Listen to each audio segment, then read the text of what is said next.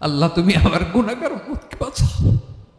এই দুনিয়ার বুকে রব্বুল আলামিন সব নবীকে একটা করে দাওয়া মুস্তাজাবা দিয়েছেন, মানে যে দোয়া করলে কবুল হয়ে যায় সাথে সাথেই। দুনিয়ার সব নবীরা ওই দোয়াটা দুনিয়ায় করে ফেলেছে।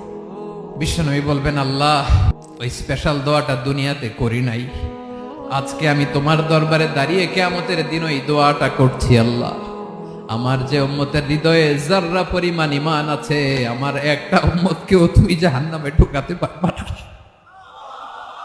বিশ্বনবী পাগলের মতো একবার হাউজে কাউসারে যাবেন, একবার সিরাতে যাবেন, একবার পুলসিরাতের দিকে, একবার হাউজে কাউসারের দিকে পাগলের মতো দৌড়াতে থাকবেন, তার কোন গুনাহগার উম্মত যাতে জাহান্নামে ঢুকে না যায়।